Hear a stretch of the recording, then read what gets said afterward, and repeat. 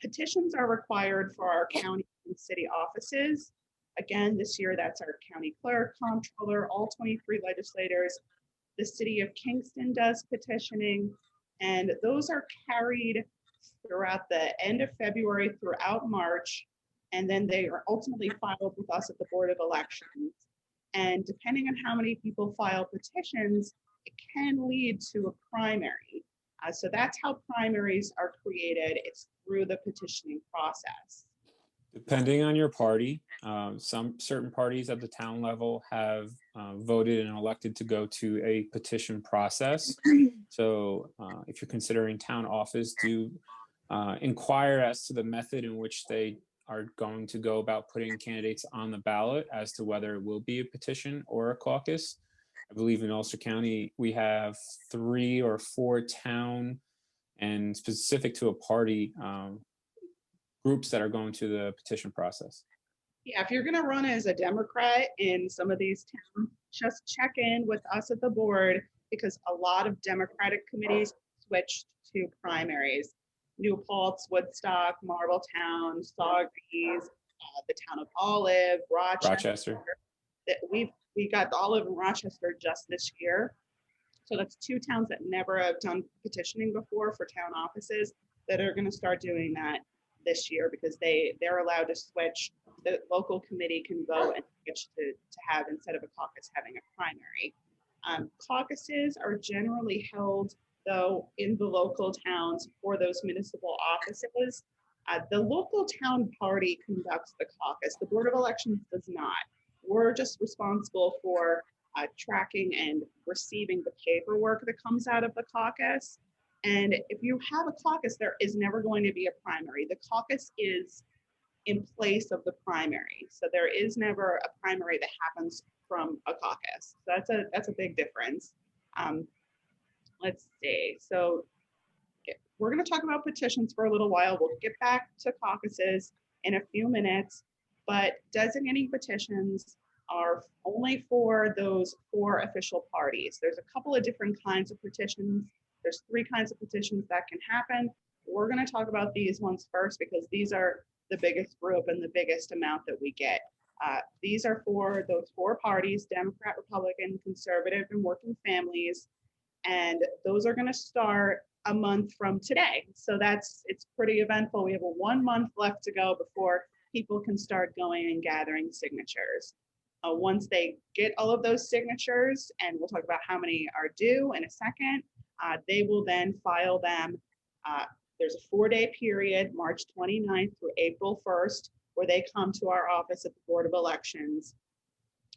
And then April 5th is the last day for a party to either authorize or for you to accept a nomination. So we'll get into the details on what that means, but in general, these are your dates to be mindful of.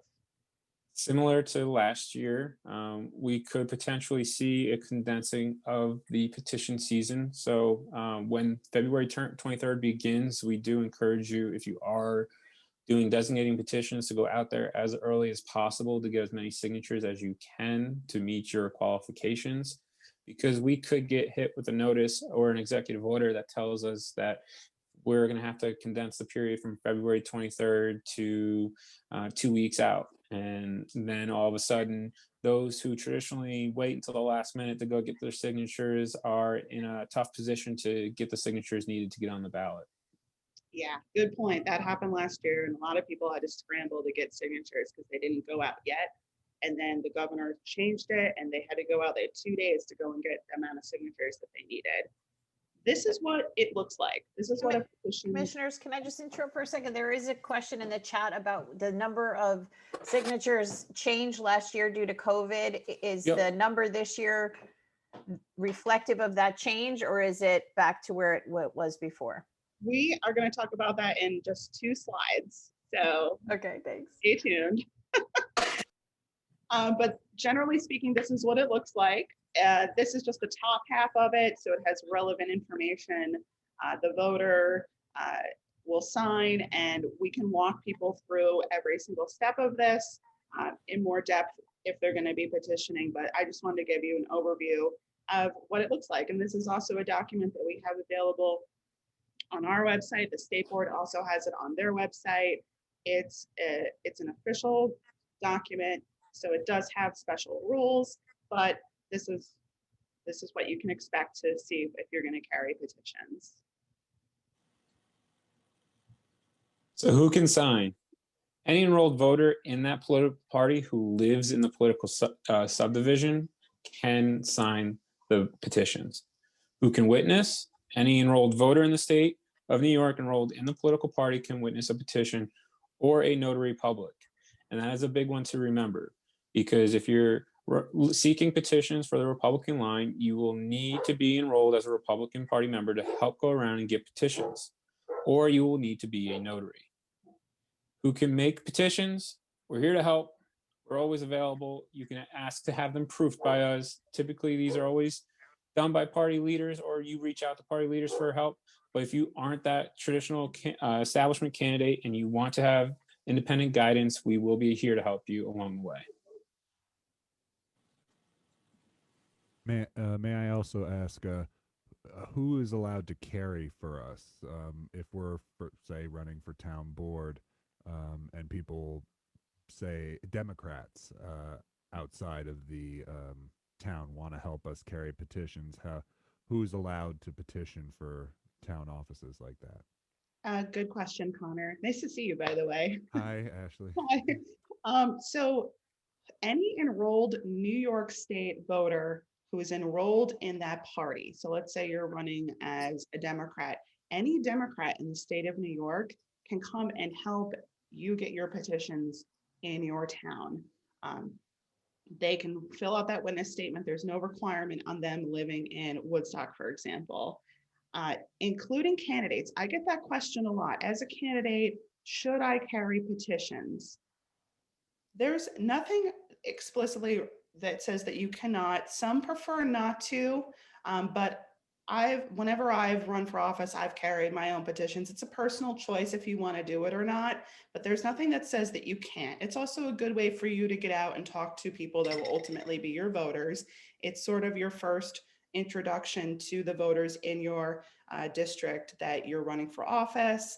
And I think it's a nice thing to see. Other people have other schools of thought on this, but there's nothing that says that you can't. So we get that question a lot. So I just wanted to note that too. Thank you, Ashley. I definitely think I'll be carrying. I can't imagine asking too many people to carry for me with the way things are today. That's so true. Thank you. No problem. So also on who makes the petitions, you can make your own petition and we can help you do that. But what we see a lot is that the parties will help you in making your petition, and they'll also help you in reviewing that document when it's all done, making sure that it looks right, that it conforms to all of the rules. So the parties are very helpful in this, especially the Democrats and the Republicans. It can be a little harder if you're going to also seek the other two smaller parties, but there's a lot of resources. We are always a resource for anybody, especially if you're not the party's choice. We can help you with it. We want to see the voters have choice on the ballot. So we're here to help, even if you're not chosen by the party. So now we can talk about the signatures. I know that this is a hot topic. It's 5% of your enrolled voters in your political subdivision. That's what it is right now. That has changed.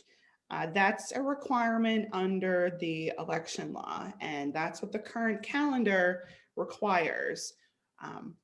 We will, as a board, calculate that number on February 21st. So right now we're registering all of our voters. We had a lot of voters that registered after the election. So all of those registrations are being processed. Anybody that is changing their party by Valentine's Day, that they're all going to be put into the system. So on that date, which is a few days before you can start getting signatures, we will figure out that total number. If it's 5%, that's what we'll figure out. But there is bills in the New York State Legislature right now that are trying to make that easier, especially with COVID. There's a bill right now that would reduce the signatures from 5% down to 1.25%. So that's a big reduction. And that's in the Senate Elections Committee. We're monitoring that right now. If they do change it, they're going to amend the calendar so that this whole document is going to be changed if that's passed and signed into law. If you're running for higher office, meaning the countywide office, they do put threshold numbers on certain offices. So Marge Gallagher, for example, is running for Ulster County Comptroller. If she had to get 5% of the registered Democrats, that would be a lot of signatures. But there is a cap on it. And right now that cap is 1,000 signatures. If they do the signature reduction, that 1,000 goes down to 250. So that's just an example of how the state might go about dealing with having COVID still be very much in our communities and how they want to potentially mitigate that issue as it pertains to ballot access. Are there any questions on this part? I know somebody had a question before. Ashley, I'm just wondering, can you hear me, by the way? I'm having a little audio stuff. Yeah. Okay, good. Just curious for the people in chats. I see there are a lot of questions popping up in there. Is someone going to ask the questions out loud for them, or will that come later? In particular, there's a lot of questions about the independents, third-party candidates, because there has been a change that you referenced at the very beginning with the Green Party's Libertarians. Sam, I don't know who else came off the reg form and came off the ballot. Maybe you address that to start, because there's a lot of questions on that. And there's a lot of questions on ranked choice voting, which might have to wait for a couple more slides. And I also, there was where do you find where your town's offices are posted? And I assume the Board of Elections knows which offices are empty.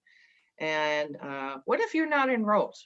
So what if you don't have a party? That's my question.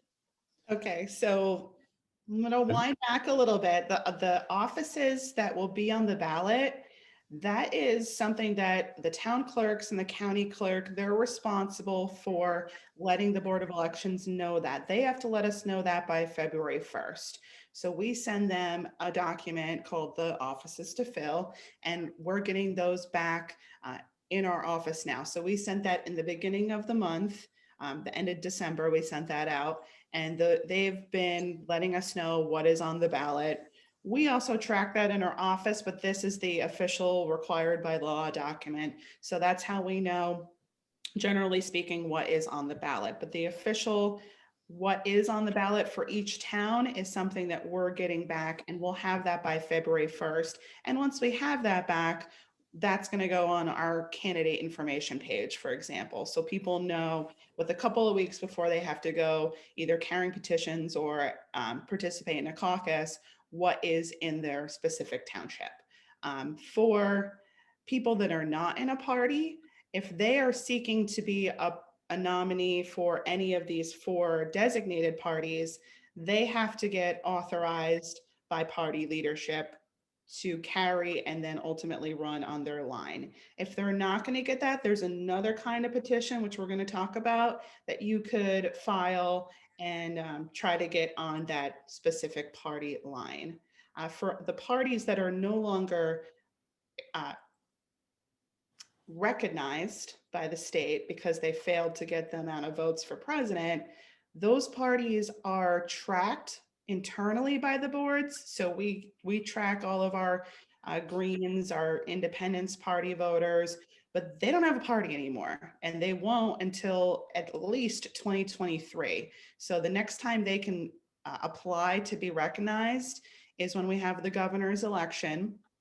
If gubernatorial candidates decide to pick up those lines and run on them, they can run. And then if their individual line, like let's say, for example, Andrew Cuomo decides I'm going to run as an Independence Party candidate in addition to running as a Democratic candidate, which he's done before. If he decides to do that again, and then on the independence line, he gets 130,000 votes on that specific line, well, then the Independence Party will be back, and all of the voters that we have designated as other independents, they'll be back and reinstated into their party. But that's a few years away. So what happens in the meantime is they're not on the ballot anymore, and you can't get them back on the ballot. You can't even call them that as an independent line. So you can't run an independent petition and say, I'm going to call it the Independence Party. You're not allowed to do that. You can't do that for any of the parties that are in that special category, which is a quirk in the election law, but that's what it states. So it's. Yeah. So Ashley, there's some mentions. Yeah, of I was also going to lawsuit, mention that. the very Yes. strong lawsuit that's been filed. So you're saying even if that lawsuit is decided, it still wouldn't be till 23? Well, no, this is living document. We're dealing with things as they come. There is a lawsuit currently filed, and pending the outcome of that will change the recognizing the other parties, but we don't have any ruling at the moment, and we can't make decisions based off of that until a ruling has been made. And given that the petition season is February 23rd, we're simply preparing everybody for designating petitions as they currently stand. Yeah, if it changes, if they get a ruling, it changes everything. But until that happens, we have to just focus on what is on the books. Same thing with the signature requirements. We are going with 5% until they tell us otherwise. So it is tricky as the people on the local level, for John and I, to sort of space out things for COVID, for different lawsuits. We just have to try to focus on what we know, and then when they change it, re-educate everybody. It's very difficult, but it is what it is. It's the landscape. And the answer you gave about the open positions, the call for open positions and offices to fill, there was a question about, is it an obligation at the local level for those offices to fill to be posted on the municipal websites? From what I heard you say is it's law that you have to post them at the Board of Elections at the county level. Is that right? It is not law. We don't have an obligation to. We do because it's a service we want to provide. Neither does the town. The town does not have to put that out. Now, the only legal requirement is for them to tell us through that document. So we are trying to just insert our own thoughts on being transparent into what we do in Ulster County, but it varies from some counties don't put anything about it on their website. So it's hard for local people. They want to know what to run for, and there's no requirement for anybody to make that public. We will because we want to, but it's our choice.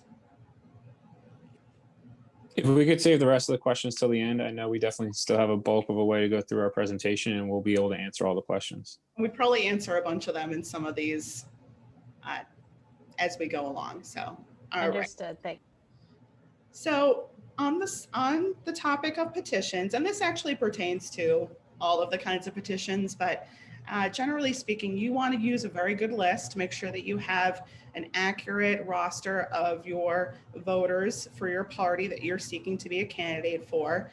And when you ask for the board for that information, ask for either a list in street order or for a walking list. That's the terminology that we use in our office. So that will generate you a list of everybody by street. So when you go around and maybe you're on Clifton Avenue and you're going to go up the street, you want to make sure that it's in that order so that you're not have to flip through a million pages. It makes it a lot easier for you. So always use a good list. Only let the voter sign. By law, that's all that's required from the voter on the petition is their signature. The witness can fill in everything else, the date, the residence, and the town section, which can be tricky. The town section is the official township. So if you're carrying petitions in Marbletown, in Stone Ridge, and you write Stone Ridge in that town section, that's wrong. You have to write Marbletown. So that's a big mistake, a common issue that we see on petitions. And a lot of the times the voter fills that part in, and then the people have to go and fix the petition, and it makes it look a little messy. So my recommendation is, if you're going to go around carrying your own petitions, just have the voter sign. You have the information on that sheet that you can then fill out and fill it out for the voter, so you have a nice clean petition.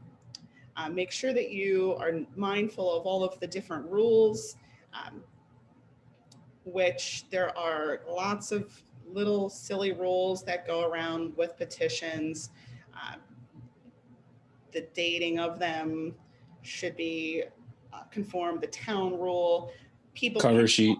Yeah, people cannot put PO boxes as their residence. We see that sometimes. You have to put your physical residence. So also, when you make your petition at the top, it's always oriented to the primary.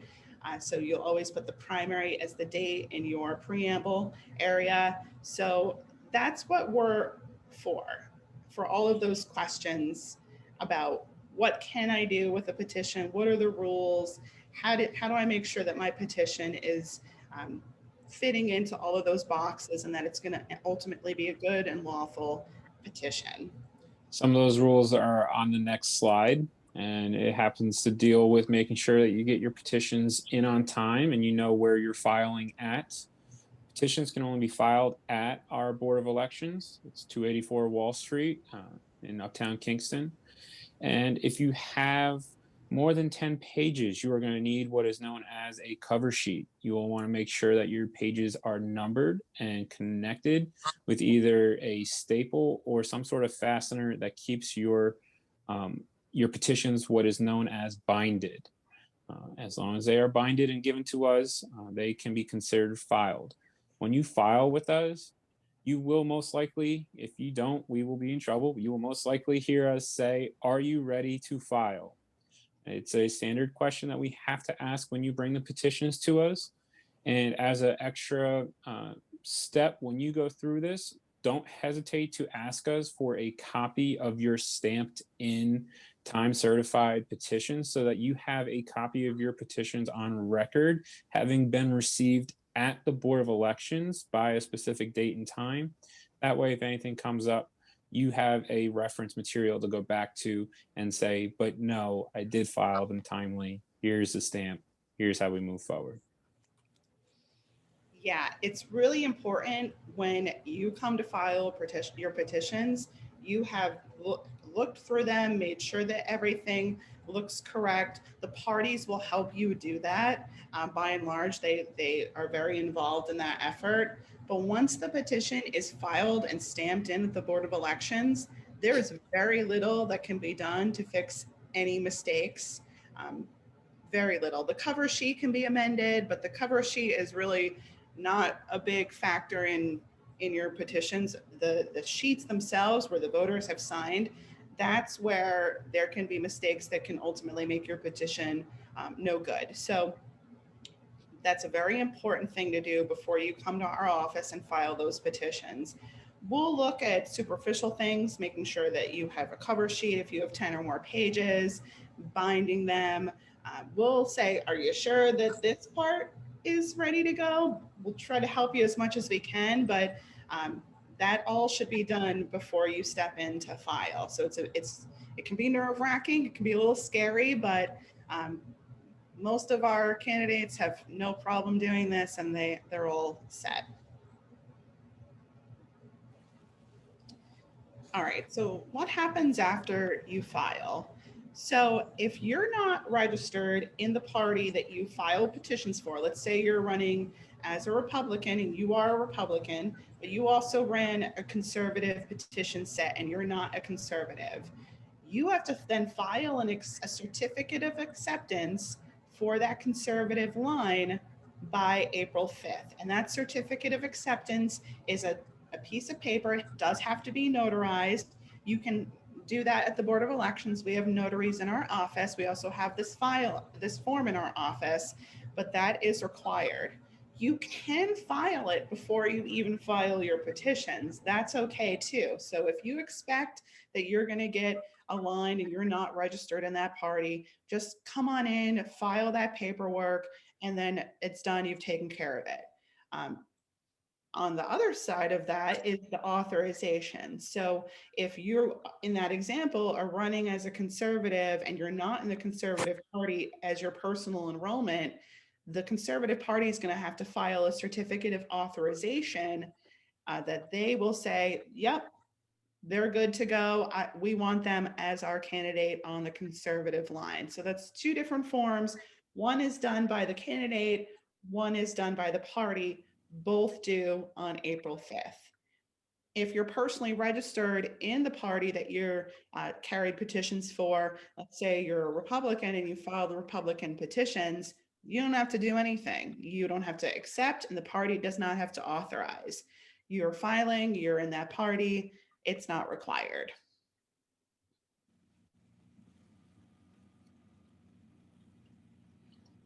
So petitions can be challenged. I know that sounds very scary, but it does happen from time to time. They're subject to a challenge process. And that's why we ask our candidates to be so diligent before they get started, making sure they have a good form.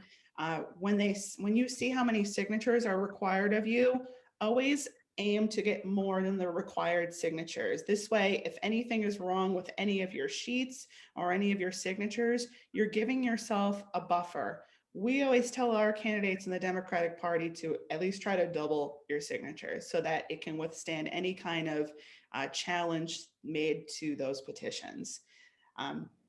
Do you want to walk them through the steps, John? So this year we'll probably be implementing it a little bit cleaner so we can understand when general objections come in. But typically speaking, if you're going to be challenging somebody's set of petitions, you will need to log what is known as a general objection with our office. And you have 3 days, you have 3 days to file that after the individual has put in those petitions. So say we start on the 26th, by the 29th, if general objections haven't been filed, your petitions will theoretically not be challenged by any outside party. Once the objection, though, is filed, the objector has 6 days to file specifics and explain to us what exactly they are objecting to on your petitions, or should you choose to challenge those petitions. And from there, we have to hold a hearing by the commissioners to then make rulings on the specific objections. Most times we will outline our decisions, and even if we're split decisions, document it in a way that we can pass this along to you or the petition or the challenger, so that the challenger and the person who submitted the petitions has the opportunity to take this to court and either defend themselves or continue to take the challenge to a higher level as to why those petitions are not valid.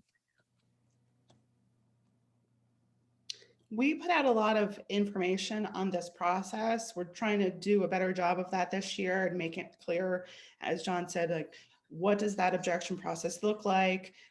We're going to have different forms available, the general objection form, guidance on specific objections, what people can object to, what is not objected to.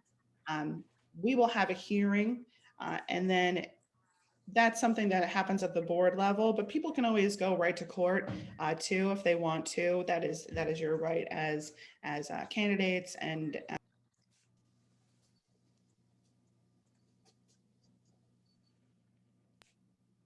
was I muted for a second? Just a quick second. Yeah. So that challenge process plays out regardless of what type of petition process you are going to be participating in. And we'll move us right into our next section, which is the opportunity to ballot petitions. These petitions are for individuals who may want to challenge a individual candidate who's going to be on the ballot and that might not necessarily be a party member of that specific party. So if you are a Democrat and you're seeking the Republican line, you could opportunity to ballot the Republican line so that your name can be written in through the primary process. For that to be done, opportunity to ballot petitions don't start until March 16th, and the last day to file them will be April 8th. Yeah, so these petitions, they create a write-in contest. It can look a little wonky on the ballot itself, but these are for those folks that don't get authorized mostly. So if you're not, like in our example before with the Conservative Party, if you're a different candidate and you want to run against that conservative nominee, and you know the Conservative Party, they don't want to authorize you, this is your relief. This is what you can do instead. You can go around and gather signatures from members of the Conservative Party. As long as they haven't signed that other petition, you can then force a write-in contest.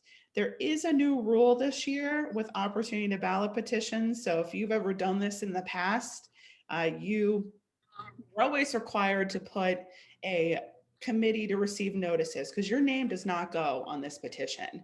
It is blank on tops because it's going to put a write-in box. But what is required is a committee to receive notices. That never had to have approval from those three people that those are members of the party. They go on the petition themselves.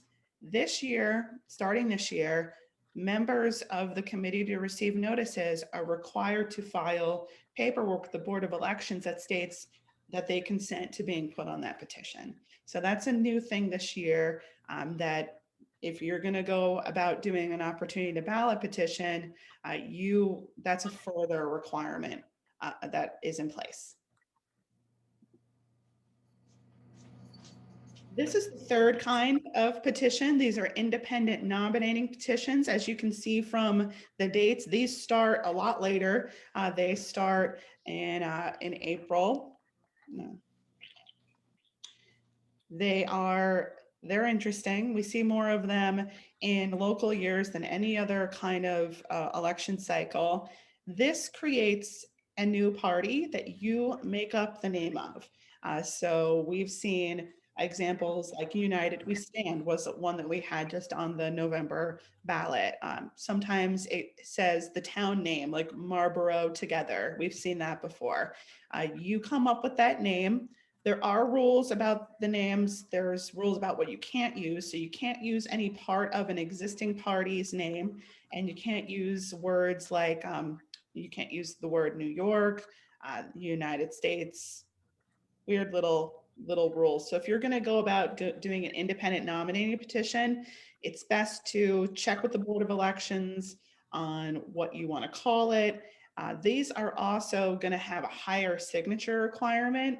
It's based on the percentage of the votes, all of the votes in the last governor's election, and it's a 5% signature requirement. Interestingly enough, last year with independent nominating petitions, they made no alterations to the signature requirements, which made it that much more difficult to go about getting independent nominating petitions in 2020.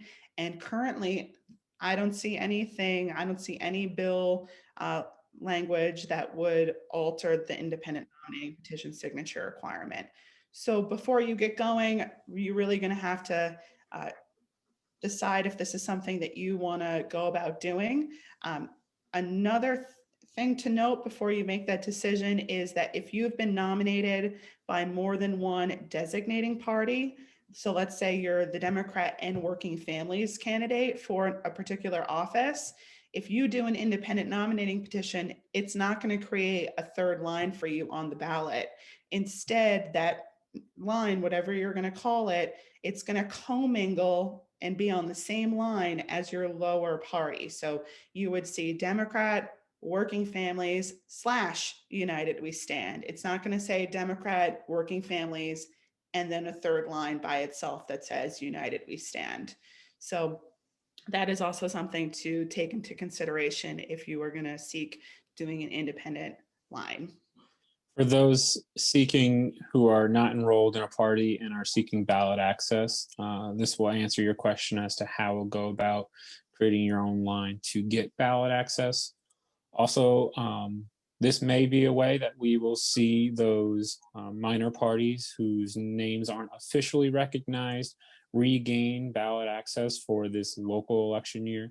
So you may see the Libertarian or the SAM or some of the other parties circulate independent nominating petitions, the independent party as well, to be on for this local election cycle. Okay, so the next topic, we're going to switch gears and talk about caucuses for those of you that will be participating in caucuses. Again, these are for our official parties.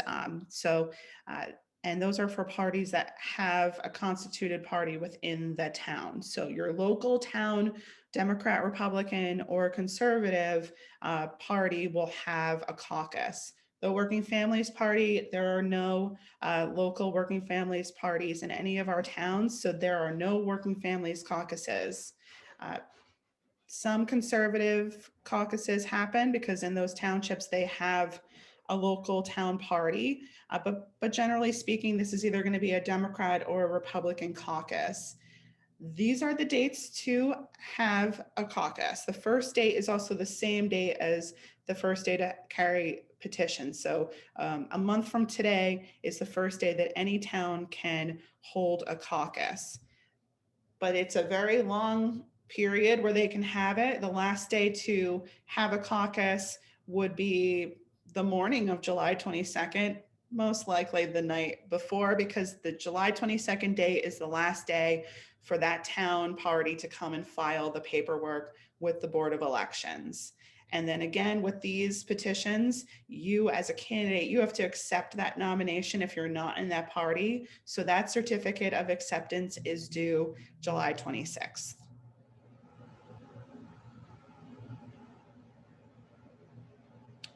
What is a caucus? It's an open meeting that is conducted by the political party making nominations for public office, and it's closed to the enrolled voters of that town. Those are the only people that are eligible to vote in a caucus. Who decides when the caucus happens? The chair of the political party holding the caucus will file what is known as a caucus notice. There are two ways to go about filing a caucus notice. They generally require that you have to have 10-day notice and post in 10 different places, as well as file with us here at the County Board of Elections and post with the town clerk within your respective towns. So it's always a good idea to keep an eye out for this information we posted in your local town hall. We will try and post the caucus notices as they come in to us this year online, so people are able to see which caucus notices are filed with us and when the caucus will be taking place. Who gets to vote? The enrolled voters, we just covered that. Who gets to nominate? An enrolled voter in the political party who attends. So if you recruit or are going out and find individuals within that party to nominate and second you, they will be able to do so at the caucus. And who conducts the vote? A caucus chair and secretary. That's usually a temporary chair and secretary appointed to run the caucus. It's not unusual to actually see some of us from the Board of Elections help facilitate these caucuses if a certain party reaches out to us and anticipates a vote within the caucus. It's usually your party representative from within the Board of Elections that will go and help. Yeah, we do try to help our towns with their caucuses as best we can. We might see a change with what is allowed, how you're allowed to hold a caucus. Last year, they allowed for caucuses to be held on digital platforms like what we're doing today on Zoom. They were allowed to have virtual caucuses. That has not been extended yet for 2021, but there's still time for them to amend the laws or the governor to issue an executive order for them to be able to do that. If a vote happens in a caucus, in person, they usually have a paper balloting system. Again, the Board of Elections does not run the caucus. The town will run that voting process. They will have a list that they get from us of who's eligible in the town to vote. Those voters do a paper balloting system. If you do have a virtual caucus, there's ways to have a vote virtually that the towns will have to operate and run virtually as well. Some helpful tips, again, just like with petitions, use a good list. If you are going to be running in a caucus, you want to also make sure that you know who's qualified to vote. And so the people, the party having the caucus, they'll get the list, but you can also get a list of your town party electors so that you know who is qualified to vote in your caucus. Know your rules about caucuses. A person who is not enrolled in the political party can be nominated. We've had that happen a few years ago, a town caucus. They were not letting nominations of non-enrolled candidates go through. So that caucus ultimately got challenged. So we just remind people, if you're not in the party, you can be nominated as long as somebody who is a qualified voter nominates you, your nomination is valid in that caucus. Caucus, people running caucus, make sure that there's a notary in the room. A lot of the paperwork does have to be notarized. That is a big reason why we go too, so that we can help make sure the paperwork conforms. And so we'll help, we'll bring a notary if you don't have one on your town committee or somebody in the town. Another important thing, while caucuses by nature are not the most accessible kind of elections because they don't allow for absentee voting or proxy voters, if you're going to be calling a caucus, make sure that you have it in a place that is accessible to people. If you're going to have an in-person caucus, it has to also by law be held within the political subdivision. So you can't have a caucus just over the town line in a community center. You have to have it within the boundaries of the town. And then again, with COVID, we're monitoring what's going to happen with this, but I expect that they're going to have some changes to allow for virtual caucuses again this year, but we don't know what that will look like yet, but it's on our radar.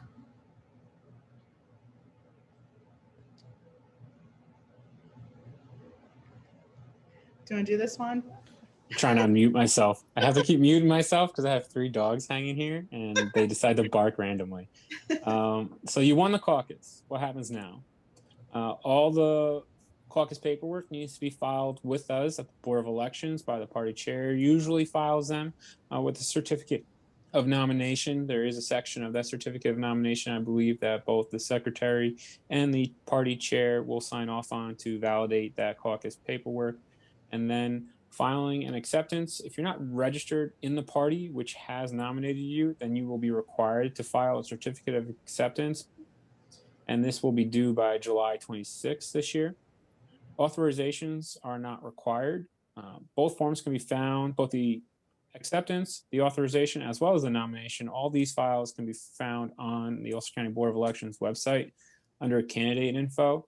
We're trying to put together these caucus packets to help expedite this process and give you guys the accessibility to the information to conduct your meetings. Okay, so congratulations if you win your caucus. We will certify the candidates. We also do this with the petitions. So regardless of how you run, we will let you know and we'll send you an official letter. It's also going to include how your name is spelled on the ballot. If that doesn't look right to you, let us know. You can always change the way that your name appears on the ballot. Let's say on the petitions you ran with your full name and you want to shorten it to just your first and last name. We've seen that before. You have to let us know that so that we can change it. And then the next section we'll talk about, Maura asked us to talk about is money. Candidates spend money, they raise money. And if you're gonna raise or spend any money, including your own money, if you're gonna self-finance, you have to file paperwork and it's a requirement under election law. So Ashley, I actually see that we're running on our hour-long section. What I would say also is because we are walking into campaign finance, which ironically is about to change everything on the way they do their business, is those who want to take the time to learn more about campaign finance, you can either reach out to us directly and we'll send you information on campaign finance webinars that are upcoming. We are moving from a very old ad hoc system that was done on computers to a web-based platform for those who are treasurers and doing the campaign finance, as well as a new campaign finance handbook should be coming out to help walk people through what the contribution limits are, how to select the correct committee to set up. It is a very daunting task, and I guarantee you we could probably do a separate segment on it that would last at least an hour, if not two. So if you're interested in more information on campaign finance, either reach out to us at elections@co.ulster.ny.us or visit our website. Please give us till like Monday, and I'll make sure that it is updated to have the campaign finance information that's coming out to educate everybody on the new way of doing campaign finance here in New York State. So John, can I take you up on that? Because I'm the programs committee chair right now for the league. Maybe if we have some people that are interested, we could do a campaign finance thing in the weeks ahead. What's the best timing on something like that? So, well, I also know with campaign finance, it's the one thing that's sort of been taken out of the county's hands and put into the state. The state will be putting on multiple different webinars, and they are even reaching out to individuals who are interested in having more webinars. So I would have to encourage you to reach out to the state. We can even follow up if you want to CC us on an email to see if we can get the state to host a campaign finance webinar specifically down here for us. Okay, great. Yeah, Maura, let us reach out to them because actually a few of the people that work in the campaign finance unit are from Ulster County, so maybe they'll want to help us out. But that's all launching this week. It's brand new. Any existing treasurer is going to get notice if they haven't already. They were supposed to email everybody the last 2 days, so they're switching everything. We got a preview of it this week during our conference. It's a lot easier on treasurers now to file, especially because it's web-based. We used to have problems where people would change their computer, they'd have to get new software.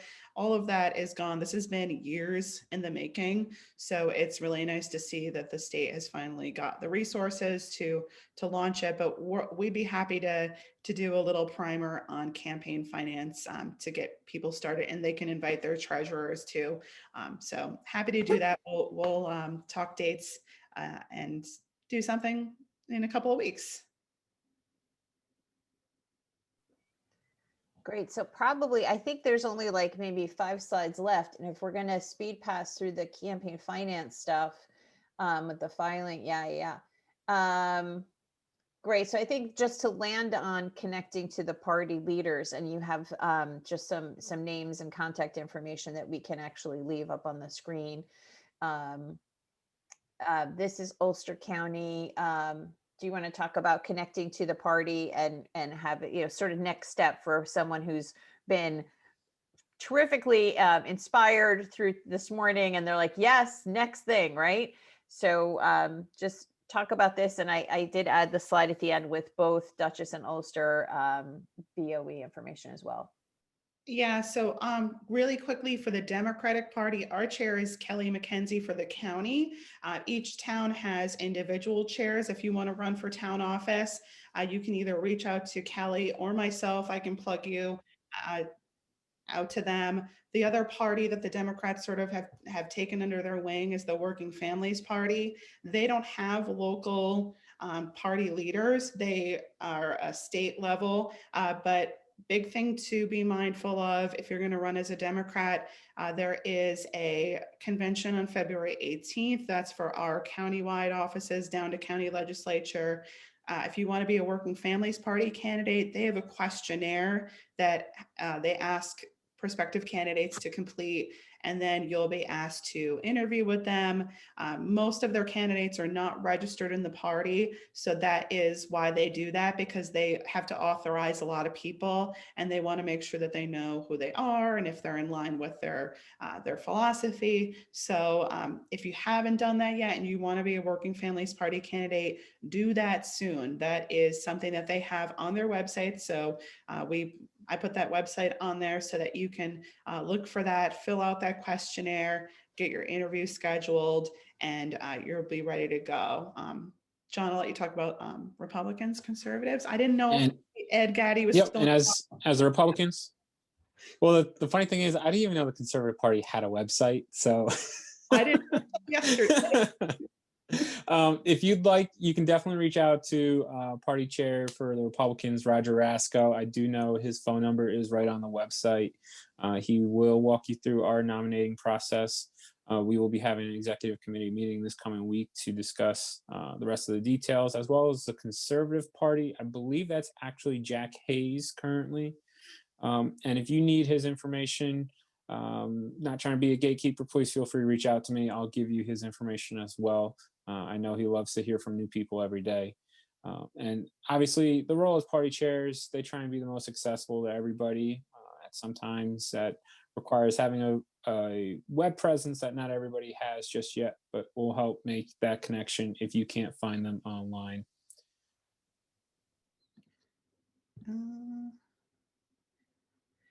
But overall, and I cannot stress this enough, we are a resource for all candidates, both candidates that are endorsed, candidates that are not endorsed. We treat everybody the same, and we treat all the voters the same. So that's why we're doing a lot more this year to put more on our website. So it keeps sort of people out of our office, so it keeps the staff safe too. We understand that there's so many changes this year. We're still going to be running at least our primary election with all of our COVID things in place. So a lot has changed in the last few years, both in the law, both with the pandemic. So we're trying to connect to the community more and on a deeper level. Thank you to the League of Women Voters for having us and giving us this platform today. I'm really excited. I know, John, you're excited too, to just have a really fair and clean election in 2021. The voters will have a lot of choices, I'm sure. And thank you. That's pretty much it. I do see there's a lot of comments and questions that we might not have gotten to or might not be able to get to. I did just try and change our website's live chat to be live. If you have any questions, you can go on to our website, voteulster.com, and start submitting questions via online. And if we don't get to them today, we will definitely get to them as soon as we get into the office or get a chance to sit down and go through them. As Ashley said, we are trying to make ourselves more accessible to the public. And one of those features this year is going to be a website live chat so that we can hopefully move some of the traffic that we get on the phone to the internet and take time to give you educated answers in a more accessible format. Thank you to the League of Women Voters for having us. And I'm sure we'll be back sometime this year to do another function with you guys as well. And anything we can do to help.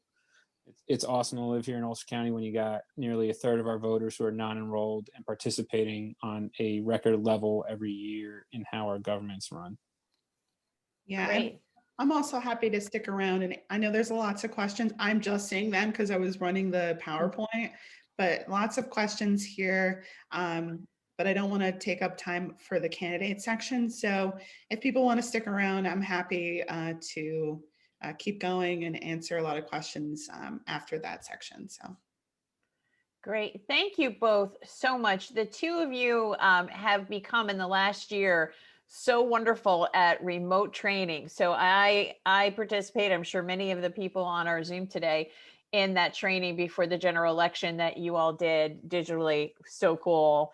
Obviously, you have a wonderful report and work well together. And that is just a testament to all of us of what can be done in a bipartisan way. So wonderful presentation, so rich with information. A lot of people in the chat are asking if we could share some of the slides. It's your property, so I'll let you make the determination. But if you even want to take like some of it and put like a few PDFs together, we can share that out through the league channels if that's okay with you, but I'll leave that to you.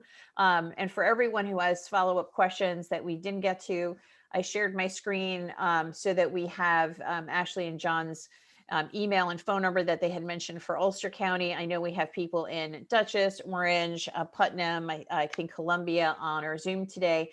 The Mid-Hudson League of Women Voters is focused on Dutchess and Ulster in particular, but we welcome everyone. I think this information is good for candidates in all parts of New York State, and it was so helpful to us. A lot of the questions, especially at the beginning of the chat, focused on ranked choice voting. On behalf of the league, I want to say we're curious about that too. We want more information too. So I'm just going to pitch our next program, which is February 9th at 6:30. We're going to have an open Zoom and we're talking about ranked choice voting. It is exciting and interesting, and there's a lot of different parts of Mid-Hudson area thinking about it, even in my small town of New Paltz. So I think if we could just stick a pin in that ranked choice voting and invite you to that next program, that would be great. And then obviously there's a need questions for the finance stuff. So I'll be following up on that.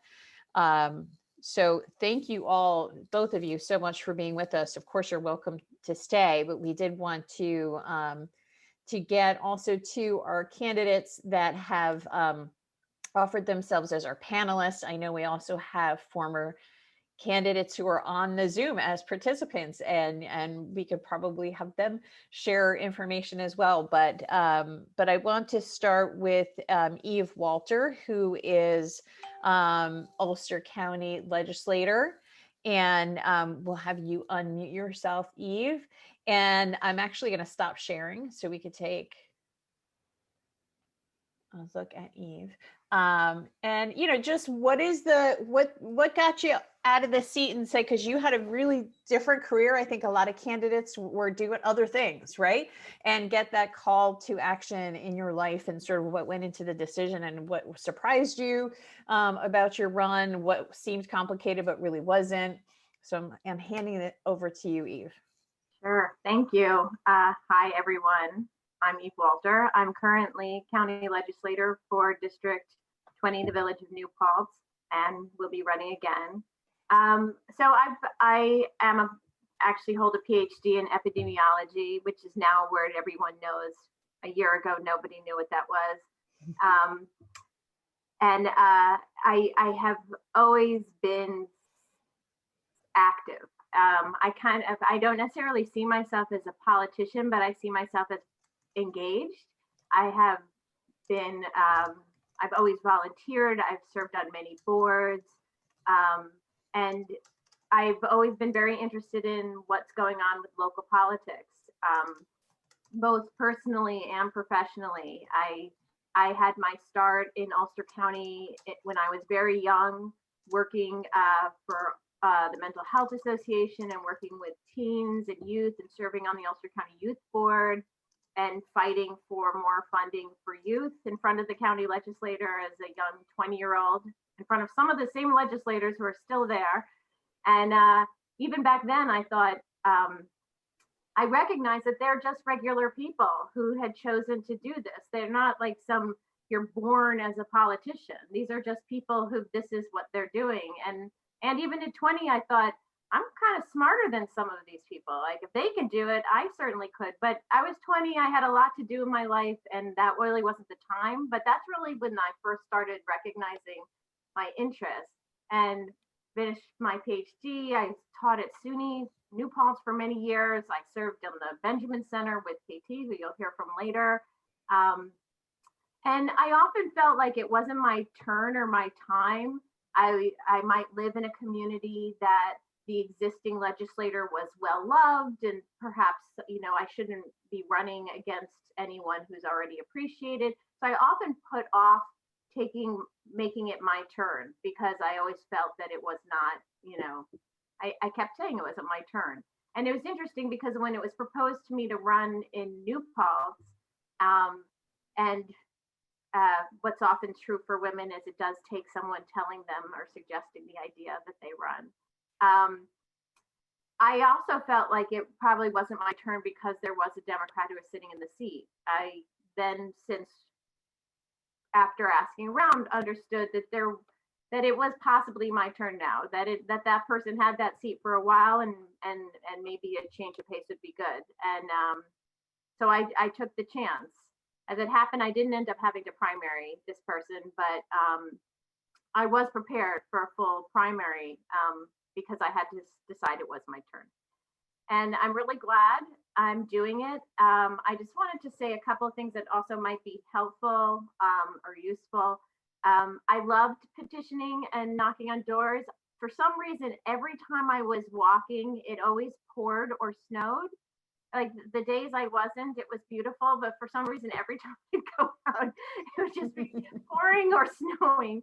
But I did find, like, if it's a huge snowstorm, it's an excellent time to go door knocking because everyone's home and looking for something to do. I mean, I get COVID is very different than 2 years ago. And I also found pre-COVID that between 5 and 7 during the week and from about 9 a.m. to 12 on Saturday, Sundays was really an excellent time that I could make sure people were home and be able to talk to them. How I'm going to do it this year is I'm not quite sure. I mean, I really love going door to door. One of my favorites is actually talking to the not of party or independent people who weren't Democrats, because I really got a chance to hear what their concerns are in opposition than my own, what's the word? Tunnel, where you're hearing, where everybody agrees with you. It's really nice to hear where people are at so that I can understand how to meet what their needs are as well. And I found those were really interesting. It was really interesting for me to learn how to understand how to communicate with people who don't always agree with me. I'll say also, because I had the few prompts and I don't want to talk too long, that I had some expectation of what the work was going to be. I kind of calculated most of these jobs, county legislature and down, so short of a full top of the ticket like the comptroller. For us, the meetings are typically in the evening. Besides the general one meeting a month, there are committee meetings, and those are also typically in the evening and work around the schedules that you all have, whoever's on those committees. And the amount of time you put into it is really about you. There are people who don't put a lot of time into it, unfortunately. And then those people who really do engage and do the homework and reach out. So I picked a challenging committee in the Ways and Means Committee. So that's a lot of work. I'm glad I did. I'm also the chair of Law Enforcement and Public Safety, which is also a lot of work, but I'm really glad I'm doing it. I haven't made a real plan of how I'm going to campaign in COVID again. I'm lucky that I live in a village that has foot traffic. There's people around, so there's ways of me getting to people in New Paltz without necessarily having to go to their doors.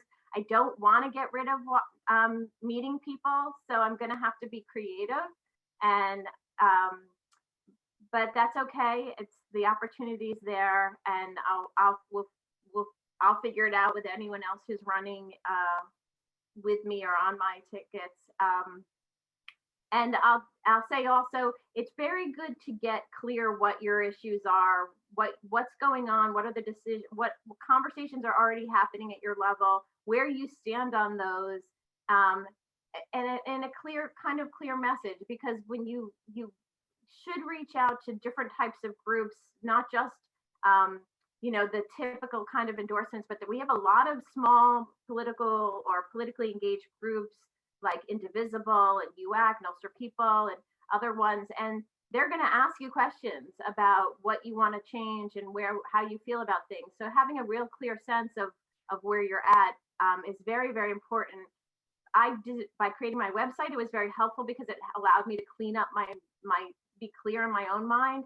Doing some of these applications, whether it's for an endorsement, it's also helpful because you have to answer their questions. But I would really encourage you to be really kind of clear, especially on the big items for you, things that are very, very important to you that you want to make sure to get across.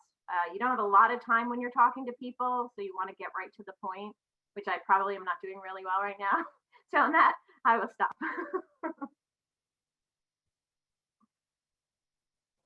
Thank you so much, Eve. I'm going to unpin you, but we want you to stick around to do questions for the candidates at the end. Is that okay?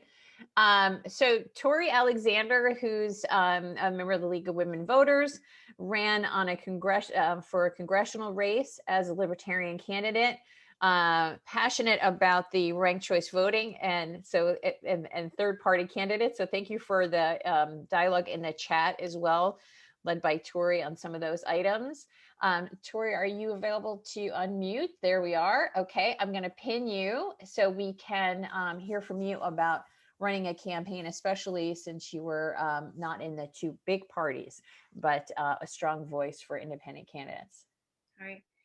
Let me just point out that Laura Foreman is here. She's working with me on the ranked choice voting movement. So glad to see you, Laura. And of course, a lot of the people with the League of Women Voters are also involved in that. So that's taking off. I'm really glad that that's happening. I want to point out that it's great that we've all become sensitive to gendered language, and that's really good. I'm sensitive to language that excludes third-party candidates. Okay, for example, it was mentioned that there is a bipartisan effort with both the Democrat and Republican parties represented at the Board of Elections. When I hear bipartisan, I hear the fact that I'm left out of the democratic process. So we might start thinking about our language and how that kind of structures the whole political arena. We need to be more aware of that. Most candidates most of the two-party candidates do not talk about the issues that independent and the third-party candidates talk about. So the question was, why do I choose to run? And I chose to run not to win, but to get a platform to talk about the issues that are important to us. And it gives me one of the only opportunities of not being censored.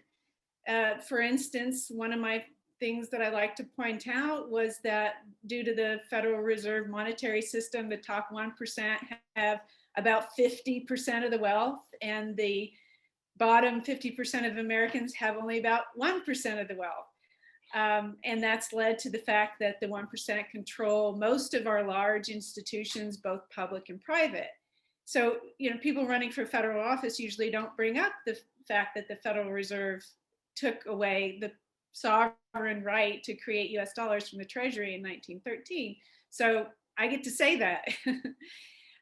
And when you run for office, you tend to be invited to do other things. Like I was invited to speak on this panel. So here I am taking advantage of the opportunity to say those things that don't get to be said very often. So that's why I ran. I want to note too that 100 years ago, women weren't allowed to vote. And people at the time didn't think it was a problem because women were already represented by their husband's vote or their father's vote. And that situation is kind of similar to what we have today. People think the same thing about the Green or Libertarian voters. People think that it's not a problem that third-party candidates are prevented from participating in debates or are censored by the media because their would-be voters are in fact represented by the Democrat or Republican candidates. But the fact is that many Greens and Libertarians and other independent voters don't have much in common with the Democrat or Republican platforms. And therefore, we are not represented in government at all. So I wanted to voice that. So therefore, our positions are irrelevant and our voices don't matter. I'm not sure of the exact numbers this year, but for the last 5 or 7 years or so, about 40% of registered voters, perhaps Ashley can confirm this, don't identify with either of the major parties. So I run for office to try to bring more voices and bring up more issues that aren't covered by the major two parties. Thank you so much, Tori, for that. I'm sure there's going to be a lot of questions for you because, as we know, Ulster County and even more so than Dutchess County, but in the Hudson Valley, it's a larger than national number of people that are unaffiliated, which is a great segue for Katie Tobin, who comes to us. She leads the Benjamin Center at SUNY New Paltz. She's also deputy mayor of New Paltz, and is unaffiliated with a party. So let me pin KT to the screen and unpin Tori. Welcome, KT. Thanks for being with us this morning. Thank you. This has been great. Thank you for the presentation, Board of Election folks.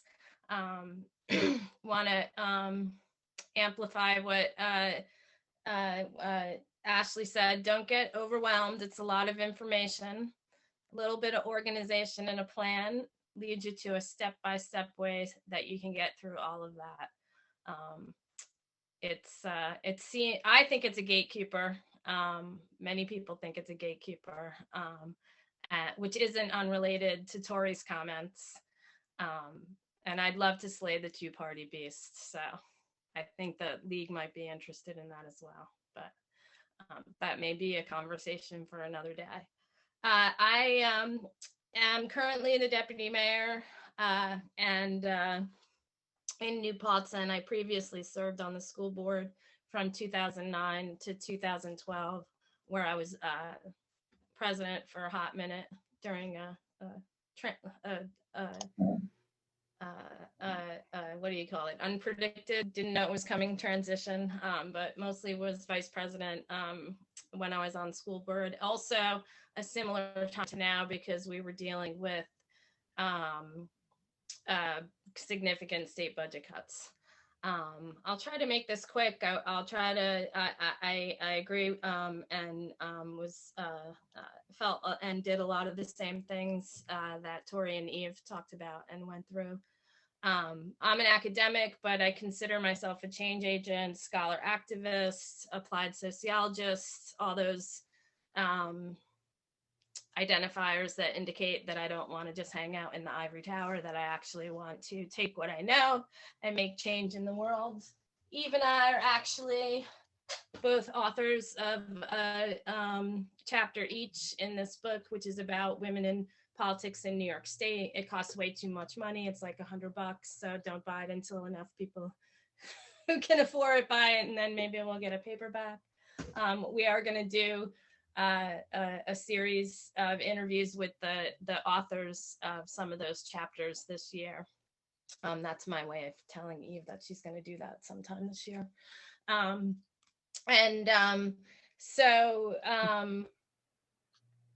So much to say. I'm committed to getting more women elected to office.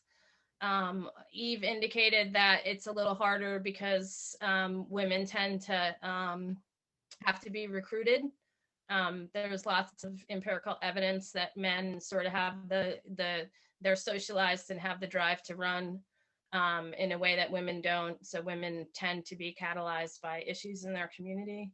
I'm actually a scholar of this stuff and, never thought I was going to run for office. And then I got really mad about something that the school district was doing, and my kids got older, and all of a sudden I was going to all the school board meetings and running for office. And I remember a reporter coming up to me saying, aren't you going to run? And I was like, no way. And he's like, but you come to all the meetings. And I asked my ex-husband about, is this a good idea? And he said, but you go to all the meetings. So part of my advice is go to all the meetings, know what you're getting into, but then you do have a target on your back because you're showing that you have interests. So be present in, whatever space it is that you want to run in, even if, you can't engage with the meeting, go to all the county legislature meetings and watch what they're doing, go to their subcommittee meetings. That helps you do what Eve said. I also want to say, that I got streaming over here Michelle Hinchey's swearing in as well, and the cast of characters, oh my God. Schumer, go back and watch it later when you can. Great. Have a kitchen cabinet or support system. Men, women, people of color, LGBTQ+, whoever you are, whatever identities you have, make sure that you have a support system around you that you can lean on. I wish it wasn't a space that you needed to have thick skin, but you do. And it really, really helps to have a tight-knit group around you for the sort of emotional support system stuff. And I'm talking just like, a private Facebook group where you can hash out stuff with your friends so that you have a safe space. and additionally, not just for the emotional part, but for the logistical part. So you can have support in all of this stuff. You know, local races, people don't tend to have like a campaign manager, but you can. But really, you just need a coordinator and a task manager, and it could be yourself or it could be somebody else. Sometimes it's better if it's somebody else, because then it takes that emotional overlay off and you have someone who's your taskmaster for you. So I highly encourage putting those little support, like a structure to that, you know, like you meet every Friday at 9 or something like that, or every other Friday or something like that. So you have this support systems in place. Yeah, I mean, I could go on and on about all the other issues, the stuff that goes on in both running for office and then dealing with serving. But I think we've all spoken a lot and there was a lot of questions. So I guess I'll leave it at that. There's one question, actually, KT, that I think you would be particularly successful answering. Number one, because you're the most local, right? So you are working at a very local level in New Paltz. And the question is to share advice for candidates who did not grow up in the town that they're interested in running in. So I think by virtue of being a college town, your town has so many people that are transplants. It always becomes part of the conversation, right? Mm-hmm. So how do you overcome that? I mean, I think what you first said is like joining all the meetings and being there. Yeah, present. definitely being present. And there's so many volunteer opportunities that you can do. I mean, I you know, I'm all about experience. I think experience is great, but I also think that fresh eyes have value, right? These things are not, you know, I always want someone with, you know, 20 years of experience, right? Sometimes you want fresh, new eyes to a situation because that brings clarity in a way and has a different perspective, right? So you can riff on your value add in those two different ways, depending on where you're coming from. If you grew up here and been here forever and you want that to be part of your narrative, cool. If you just got here, you know, you can also talk about, you know, how you got to this point that you want to give, right? Because if you're thinking about running for office, well, maybe you need to think about this if you haven't. You've considered that you have the time and this is what you want to do and do this commitment to the community, right? So I think there needs to be space for everybody. But if you're new and you want to get to know people, of course, that's like so super hard right now. But I would say go to all the things and volunteer. Yeah. Okay. And can you recommend, because I know when you talk about that kitchen cabinet, if some people feel like their cabinet's a little bare, there are organizations particular to female candidates like the Supermajority, Vote Mamas, Eleanor's. Do you have some of those not affiliated with a party, but support systems for female candidates that you might suggest? I don't really, not organizationally, no. Yeah, I mean, okay. I would say to somebody that wanted to run, pick your two best friends. They don't need to know anything about politics. And then pick the two people you know who know the most about politics and running campaigns. And that's your kitchen cabinet start. And love them and trust them. And they're your people. Yeah, those organizations, you know, they might provide some funding, but they're not really the same as the kitchen cabinet, who are the go-to about issues and assisting you with petitioning and, you know, on the ground people. That's good. Victoria, do you have, because you ran at a federal level, there might be different supports for female candidates at the federal level. Did you have success connecting to any of them? I did not connect with anyone that was supporting me just because I was female. No. Okay. Eleanor's Legacy is another nice one. It depends on what level. Like for me, at the county level, I got their endorsement at a higher than county level. There's often funding provided to support. What was the hardest part of the campaign, or the most surprising part of the campaign for the three of you? And I'm actually getting you all pinned now, so you're all together on for our Q&A portion here.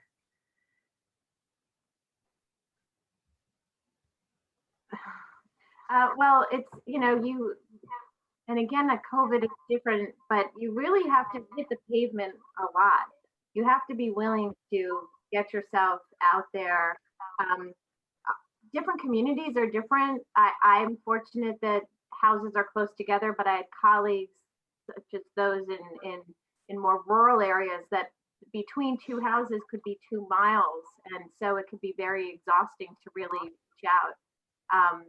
But, you know, it's really important to do that work of getting yourself out there as much as possible so that your community knows who you are and knows what you stand for, which is why, even though Ashley mentioned some people don't like to petition, I really appreciated petitioning for myself. I mean, I appreciated when I got help too, but often people were surprised when I told them that it's me, and they were happily surprised that I was the person who was holding the petition or even the pamphlet or whatever, because they were glad that I was out there. And but you know, it is exhausting. I would put in a lot of miles in a day, but it's certainly worth it. Yeah, I mean, I miss canvassing, honestly. It's something I'll even admit I'll dread it, and then I'll be out there and I'll be like, oh, this is so good. This is like actual democracy, right? So what Ashley said about how, it's about getting a certain number of names. It's really the start of your campaign if you haven't really started your campaign yet. And it is such an opportunity to talk to people, to crystallize your own thoughts, to hear from constituents, to just have those real, I want to be your leader, tell me what you need conversations. So I miss that from during COVID. And I think it remains to be seen. I mean, hopefully we can start knocking on doors again once the vaccine is distributed enough, but see it as an opportunity. And I always take somebody with me. I think the dynamic of having someone with you, even I are lucky enough because we're in the village, like she said, and it's like it's very easy with the density. Although I've had some of my best conversations at doors in far-flung places and know a lot more about my congressional and state senatorial district because I went far away to knock doors for my candidates that I wanted to win and did win. Yay. Go knock on doors in Sullivan County for a while and you really, you learn so much. So do that as much as you can. And I'll come with peeps too. Tori, did you find the rural canvassing really different than town centers? Yeah, District 19 is huge. And in 2018, I found it really useful to go out to festivals. I went to, for instance, the Lumberjack Festival. And it was there that I really honed my message because I was collecting signatures and I would have to stop somebody and tell them about the Federal Reserve and ranked choice voting and, all these other, in 10 seconds. Yeah. And it's great training for a campaign. So I really value doing that. This past election during the lockdowns, I did go out. I went out with 30 people every Saturday and knocked on doors. I stood back a few feet and, they opened the door and they were so glad to see a human being without a mask on, smiling. They were starved for interaction. They were feeling very, very isolated, very afraid of everything that was going on. And I quite often would end up standing there for 30 minutes or an hour sometimes just talking to one person while everybody else in my group was going around and handing out flyers everywhere. And that's what happens when the candidate is the one knocking on the door. You don't move very fast at all. And I also have to say it's unfortunate that you do pick the neighborhoods that are very densely populated as the more urban or, close packed suburban neighborhoods rather than going out to the rural. For that, you really need to attend some sort of festival or something in order to get all the other people. So it's unfortunate that, certain people get their doors knocked on. They have the same situation at Halloween. Everybody comes to them because it's easier. Do we have, is Kathy Nolan still on with us? I know she runs in Shandaken. Trying to see if it's, some people call their little box something other than their name, but I'm not sure that we still have Kathy with us.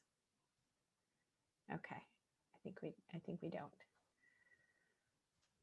Okay, so what I'd like to do also, that most of our unanswered questions are regarding filing and signatures and that sort of thing. I think for so many people that are considering running for office the first time, I'm going to bring Ashley back in to pin her and unmute Ashley.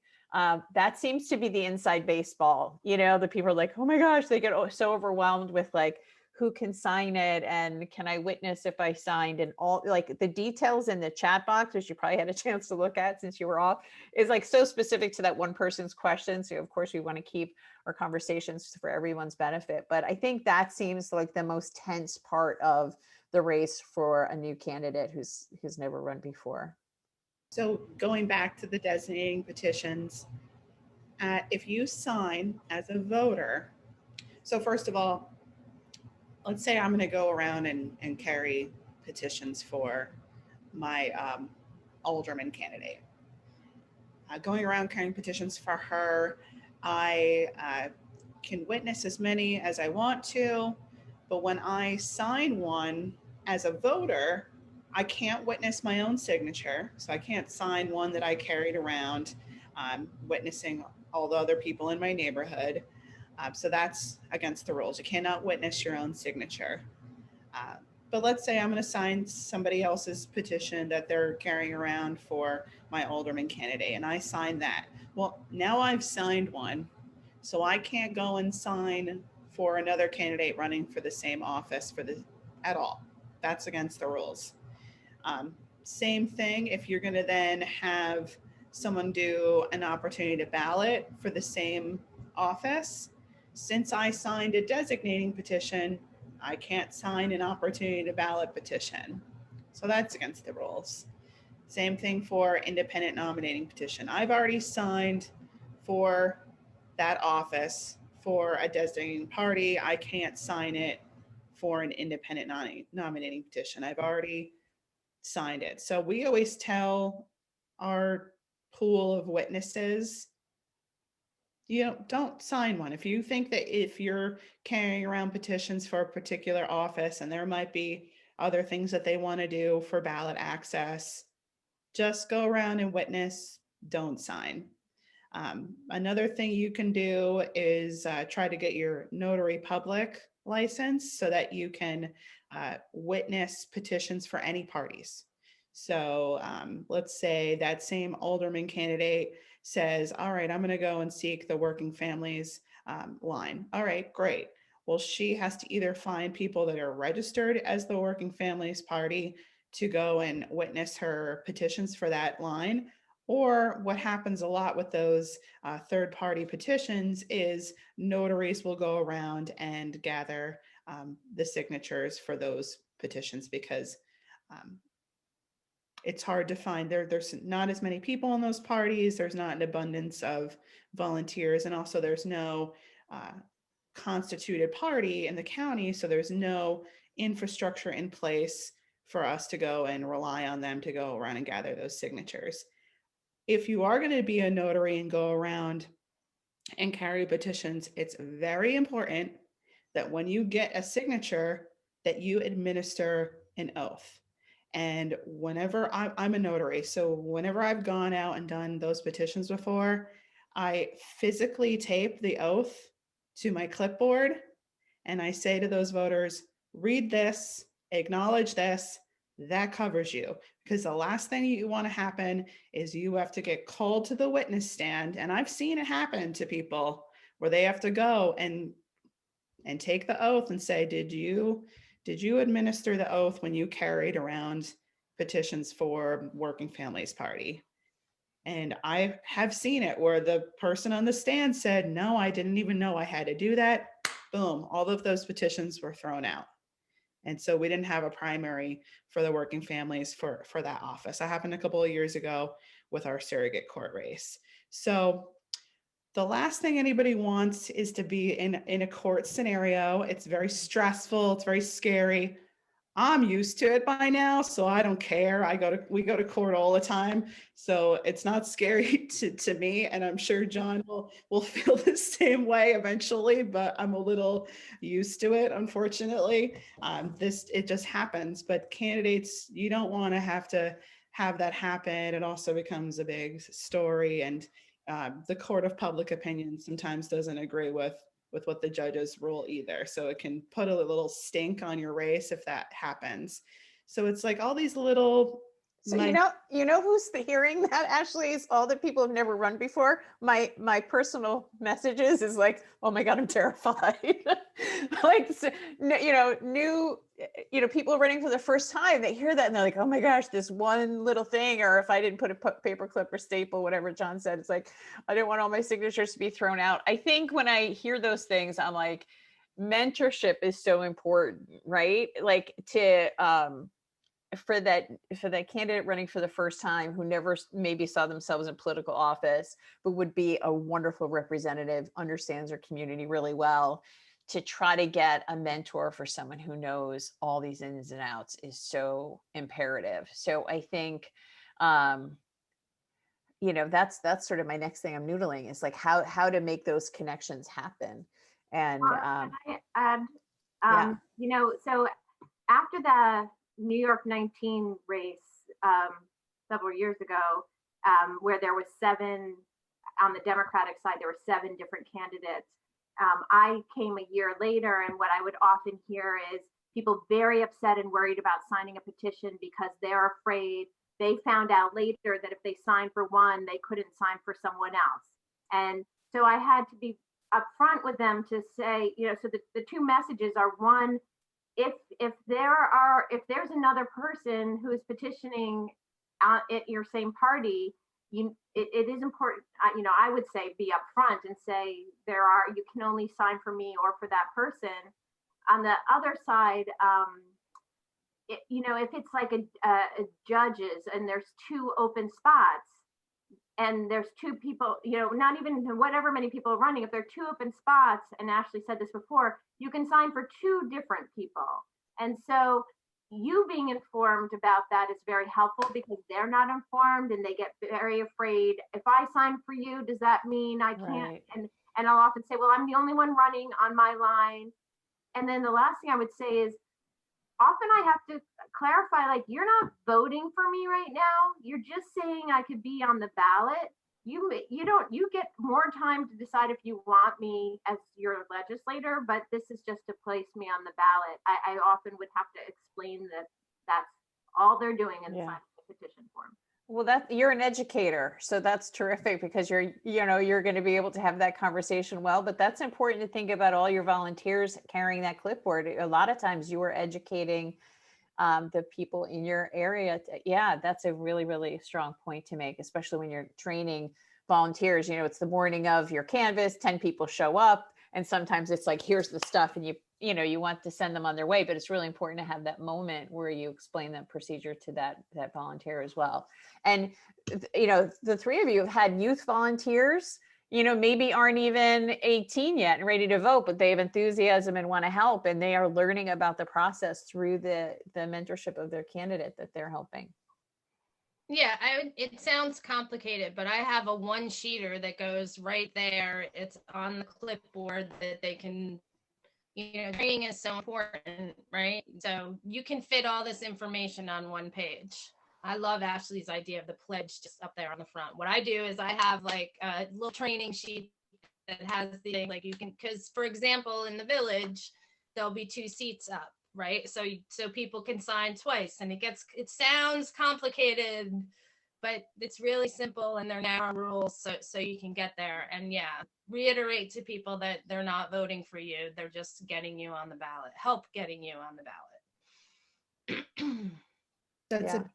And again, too, if your party that you, like, let's say you're a committee person, or you're going to rely on the committee. Again, when we had our big congressional primary a couple of years ago, that was very important to let our committee people know, Maybe you just want to walk around with a couple of the different candidates sheets. You can do that. You can witness as many different candidates as you want. It's when you pledge one of them by signing as a voter that it puts those other sheets in jeopardy. So that's why I always say when I talk to the committee people, I'm like, there are over 50,000 Democrats in Ulster County. Your signature is pretty insignificant. You can go around and get a lot of signatures.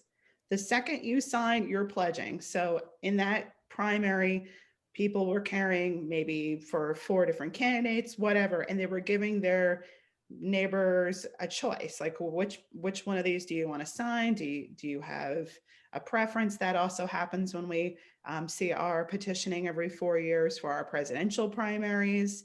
People, oh, sorry, the dog is barking.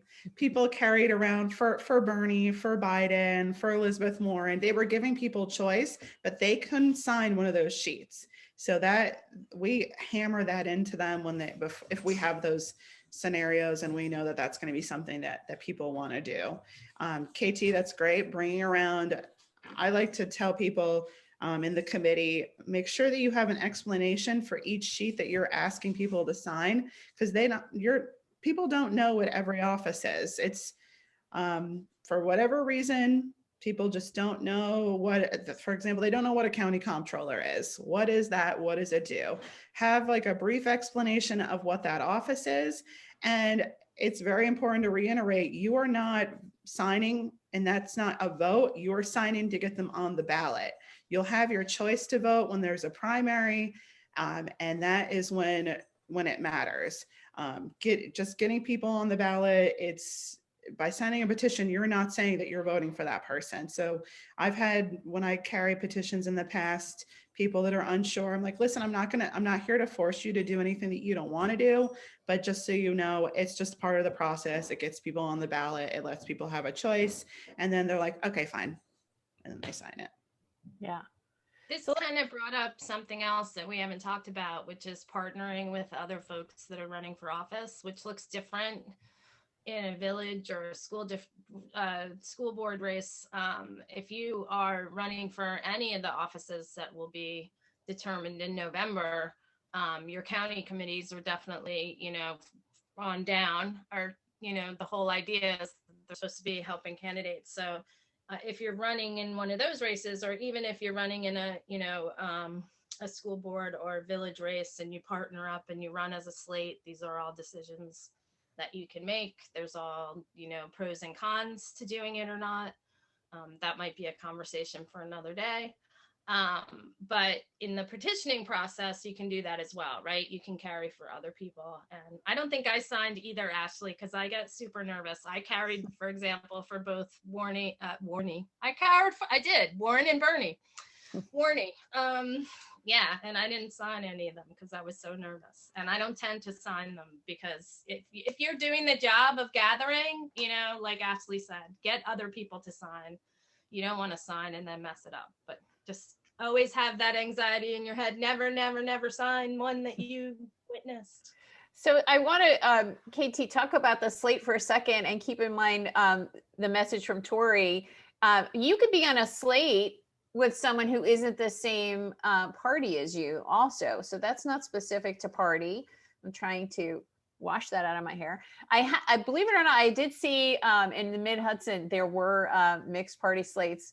And, sometimes at the very local level, that might be something to think about. And before we finish this candidate section, I just want to say on behalf of the League of Women Voters, we did reach out to a couple of GOP candidates.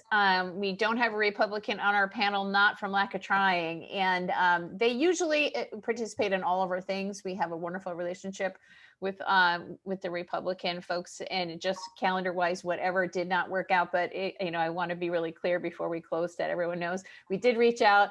We weren't able to have a GOP panelist today, but we're really proud to have both commissioners that's serving everybody in Ulster County, and to have an unaffiliated person holding office, a congressional candidate who ran with Libertarian Party, and a county level Democrat. It's really wonderful to hear all your voices together.